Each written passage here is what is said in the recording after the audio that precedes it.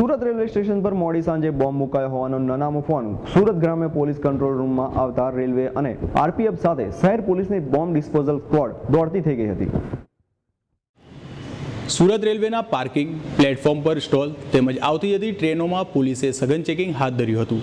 લગભગ પોલીસકર્મીઓએ 2 થી 3 કલાક સુધી સુરત રેલવેની ચેકિંગ કરતા કશું શંકાસ્પદ વસ્તુ ન મળતા આખરે બોમ્બની અફવા હોય તેમ લાગ્યું હતું।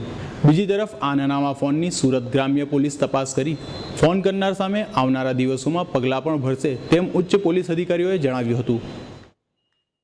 કંટ્રોલ તરફથી જાણ કરવામાં આવે છે કે કોઈ નાનામીઓ ફોન આવ્યો છે કે સુરત રેલવે સ્ટેશન ઉડાવી દેવાની ધમકી છે, એટલે અમારા સીપી સાહેબના હુકમથી અમે તાત્કાલિક અહીંયા ડોગ સ્ટોક સાથે અહીંયા આવ્યા और અહીંયા રેલવે સ્ટેશન પ્લેટફોર્મ 1 નંબર 2 નીચે और બસ સ્ટેન્ડ બધું ચેક કરવાનું છે અને કરીએ છીએ, પણ કંઈ એવું શંકાસ્પદ કોઈ વસ્તુ મળી નથી।